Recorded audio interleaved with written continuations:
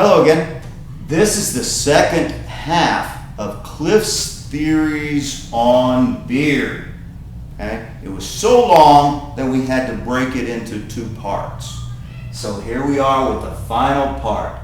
And this is where it gets funny, because we get to hear what Cliff's theory is in detail. We started out where he was talking about the British when they ruled the Punjab, and then he gets cut off. Norm interrupts him and he says, $10 all the way. Remember, he had already bet $10, $10, that it was going to be a doozy. Do you remember that word? Doozy. Sometimes spelled with a Z as well. That means it's going to be really fantastic. Maybe even funny. So we're going to see. Cliff goes on to say, they drank steaming hot pots of hot tea on the hottest days of the year. Okay? He's talking about those British soldiers in the Punjab. They drank steaming hot pots of tea. Steaming. Steaming. Steam means steam is coming up from those pots. Okay?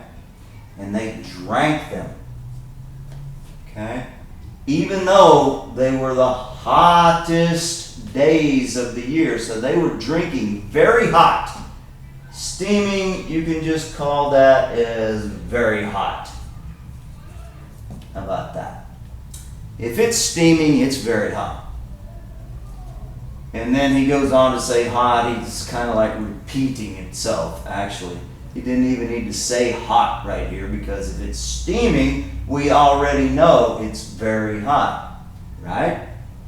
So they, the British soldiers, drank this hot tea on the hottest days of the year.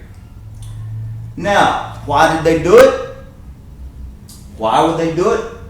To balance out. To balance out, to make it equal. The inside and outside temperatures. To make the outside temperature hot, inside temperature of the body also hot. Now remember, this is just Cliff's theory. It doesn't necessarily make sense logically, but we're going to go on. See, and he pauses. See, that's a good way of getting someone's attention before you start really telling them something. See, conversely, drinking an ice cold drink on a cold day actually results in more of a comfortable body temperature. So what he's doing is he's comparing. He's comparing by using the word conversely. He has already talked about drinking hot tea on the hottest days.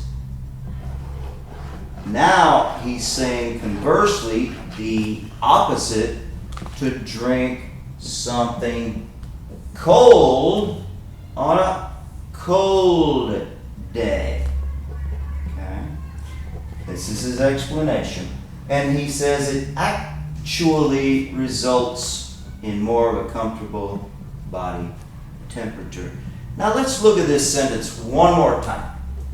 See, pause. Conversely, or oppositely, drinking an ice cold drink.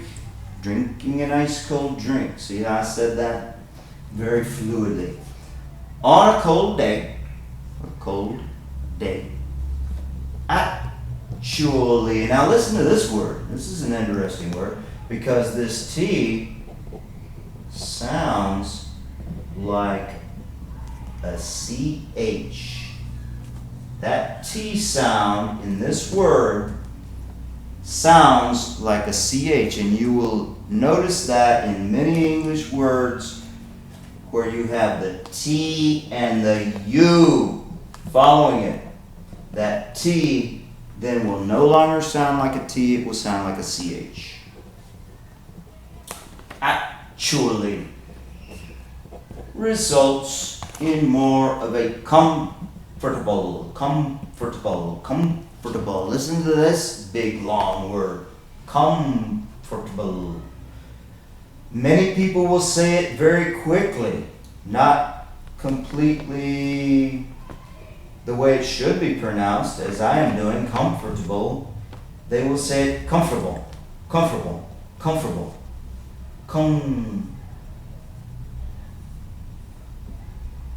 For comfortable, comfortable, comfortable, like that. Comfortable. That M will actually start sounding like an N. And actually that T sound, I shouldn't even put that in there, because that T sound almost disappears. When many people say it, they will say it comfortable, comfortable, comfortable. The T sound actually disappears. Okay, comfortable body temperature. Now, Diane goes on to say, remember Diane, the waitress, the one who started this whole conversation? She says, all right, okay, whatever you say before, but I have another question. And here comes the question. Why do you drink cold beer on a hot day? Now, she already has the answer, the explanation for why you drink beer on a cold day. Now she wants the explanation, why do you drink beer, cold beer, on a hot day? Mr. Clavin, that's Cliff, that's his last name. Norm is saying, hey, I want your explanation on this one.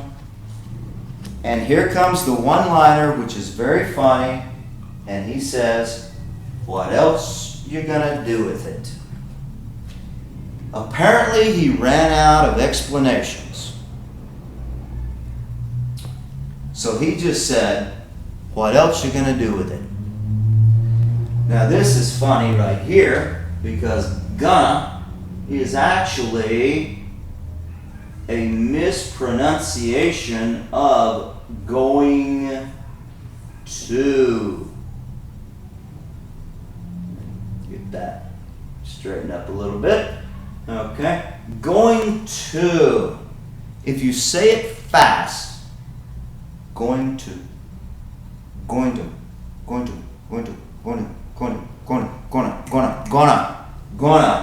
It sounds like that, and many English-speaking people say it that way.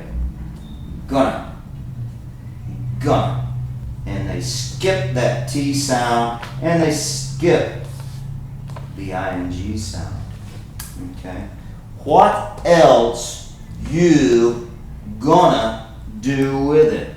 Wow, very poorly spoken word grammatically, because he actually should say, and I'll put it right up here so you can see it, are. He should have said, are you going to do with it? Now that would be a perfectly grammatically correct question. What else are you going to do with it? But once again, I have to say that many people who speak English do not speak it correctly, grammatically, and in this case, he says incorrectly, what else you gonna do with it? And all he's asking is, what can we do with this beer other than drink it on a hot day? And that, I thought, was very funny. And it's supposed to be funny. And you will find this on YouTube. And it is from the episode of Cheers. And I enjoyed talking about it with you. And have a good day. Way to do this little ad.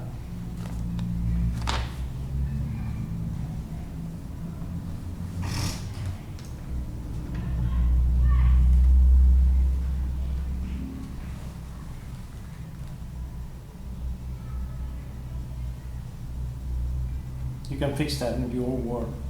Don't worry about it.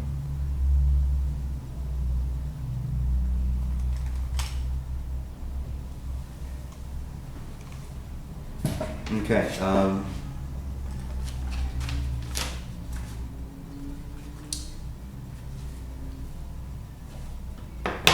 And we want to thank the Universidad Tecnológica Costarricense de Pérez Celedón de Costa Rica.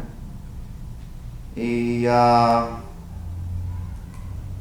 remember, you can enroll here at the university for these English language courses. We are Real English. Sorry, I had to read that. Thank you.